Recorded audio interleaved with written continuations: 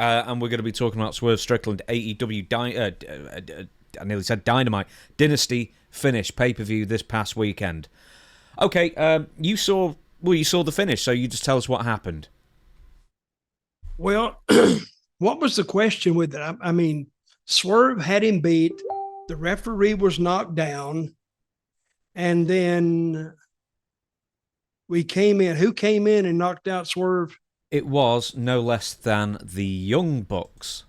Oh, the Young Bucks. And now, actually, you said the people booed it. I think for a couple of seconds they're like, "Woo!" The Young Bucks are back for after 6 months away, and then they go, "Oh!" straight off the bat because they're attacking Swerve and Jon Moxley gets away with it again, kind of thing. Well, actually, now I think that does open up a lot for the company, because now they have different people and a different scenario. And we can see if Moxley wants to go with them or not, which is another angle and that's what everybody's thinking. Is he with them? Because he didn't leave with them, did he? I don't think so. I think the pay-per-view ended. We'll be getting to more about Swerve in a minute, but I think the point is that everyone's long since sick of the Death Riders and Jon Moxley as champion. It just seems to be an experiment that has just never worked in the... And they've been together for how long? 8 months or something like that. Yeah, if they're not clicking by now, I mean, they should have clicked after a month. Yeah. They should have clicked from the first week. But, well, maybe he listened to me and I said they need to tell stories and take his time. Well, he's taking his time, but the story somehow hasn't been laid out properly, or maybe people are not even interested in the story. Tell me who the Death Group is. What are they called? The Death Riders? The Death Riders. So it's Jon Moxley, your former boy Cesaro, Claudio Castagnoli, Take a Shitter, as you call him, and Pac, who's the former Adrian Neville. Here's the thing, is that it's sort of like, I think, an NWO type thing. We're taking over and we're the anti-establishment.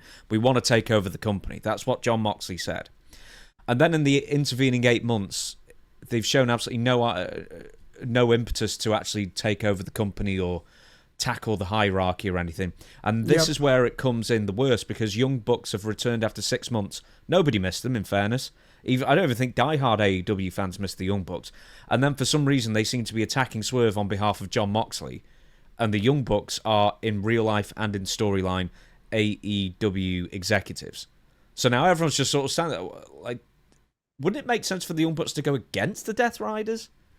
And now everyone's just like, ugh, more. That's basically it. Well, I think possibly your idea has merit, because if they own I guess this is what I'm assuming, that they own a part of that company, and now Jon Moxley wants to take it over. Yeah, but that's not been said in the storyline whatsoever. That's the thing. That's not been mentioned. Well, I'm as confused as everybody else.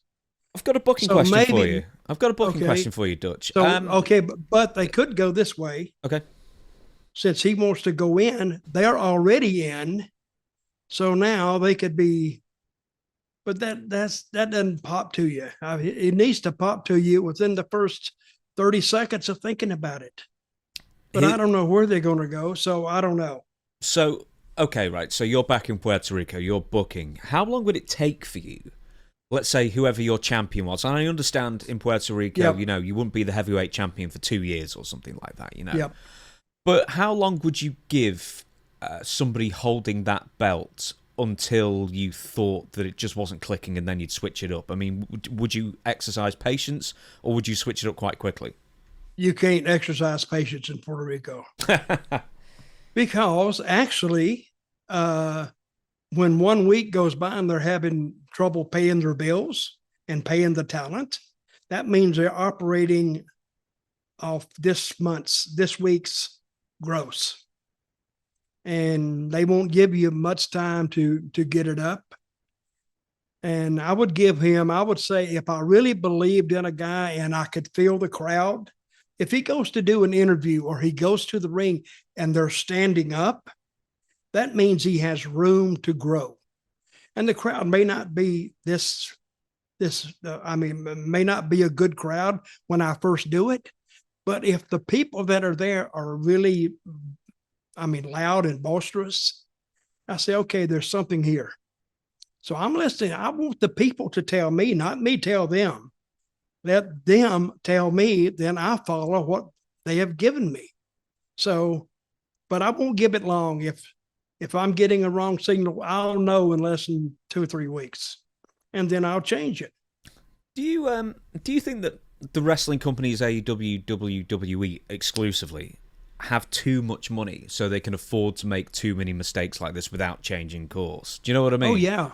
Well, when you got billions, yeah, you can afford to make mistakes. And so if you're the only thing that's going to get them off their ass, if that the people they're drawing to the matches, it just crashes, or the TV stations or networks start bitching. And when they start bitching, you better do something, because they're getting ready to cancel your ass out, or wait till the contract's up and offer you about half the money that you were getting. And then you've already been spoiled by getting this good money. And now they say go half. You don't want to do that. But it is nobody's fault other than the booker and the boss, or who owns the company, which would be Tony Khan. So, but let's see. But at least he has changed it up. I'm gonna give him the benefit of the doubt here. He has changed it up, and let's see where he goes from here. Now, this is what I've heard about Tony, that if you offer him advice, he says he doesn't need it. I mean, in a friendly way, or I got it, or I got this. So even if you, and I'm sure people have heard us say, hey, if you got an idea, take it to Tony.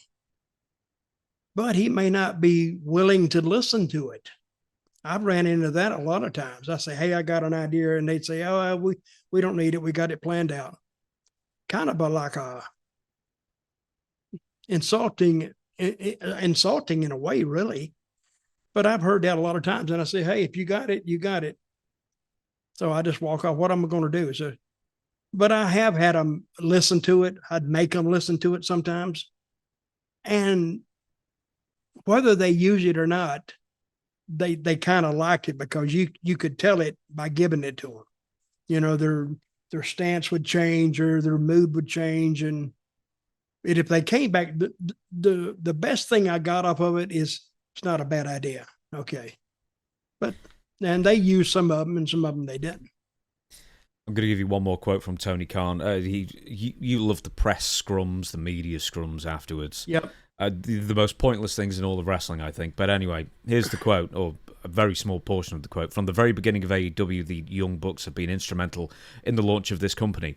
They are the founding fathers of this company. To see them come back this way, and really for the Young Bucks to get involved and break up what could have been a great moment for the fans, that is consistent with the kind of character we've seen from the Young Bucks in recent years.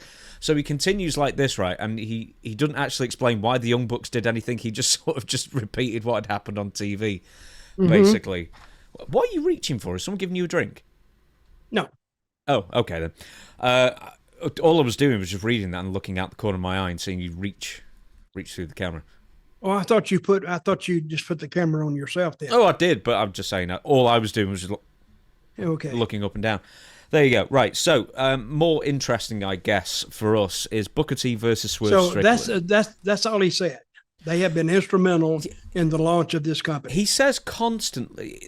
That's one paragraph out of about 5 that he said, and all I was thinking is why even have this press conference if not only are you not going to give us any extra information about the Young Bucks' interference or their motives, but all you're doing is recapping what we just saw on television. Now, in a kayfabe way. The key to this is the Young Bucks doing an interview in which they describe why they helped out Moxley. Mm-hmm. And let an interviewer just press them on it. So, wait a minute, why did you help out John Moxley? What has he got that you guys could use or would help you, or would it help him? it's got to be beneficial to both sides. Throw it at them and let them come up with something. That's the key to this thing working.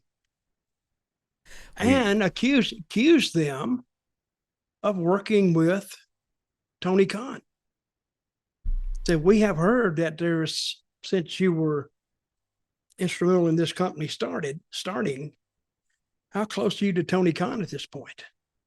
So at least make an assumption that Tony Khan may have put him up to it. Now, he may not want to do that. See, because I have seen a lot of bookers that didn't want to be a heel, that didn't want to. But I think if you sat down and really thought about this, I think they got the start of a good angle, a good program. Would you want to see Tony Khan as an on-screen character? No, but I'm not saying that. Yeah. He is just joined in with them, and they do all this talking. And now they can say, we own this company. So when you talk about taking it over, and that's what John Moxley's talking about, right? Mm-hmm. Said, you're talking about us. So we can't help what the people think when we go out there. We wanted them to think that, and we wanted Swerve Strickland to think that. So he didn't consider us a threat. But, I mean, there's ways you'd have to spend some time on it, and the Young Bucks couldn't do their interview that they wanted to do. Because I've seen interviews they've done. They're not bad talkers if you give them something to say. But I think before, when I saw them do an interview, they were saying what they wanted to say, which to me, I think kind of missed the point wherever they were in the storyline then. That makes sense? Yeah, absolutely. See, a lot of guys don't want to go out, and a lot of guys don't want to be heels. They say they do, but they really don't. And it looks like to me like the brothers don't want to be heels. But they play a heel role. They're actually pretty good at it. So you got to accept that, say, hey, give it to me, I'll do it. And let's see where it goes.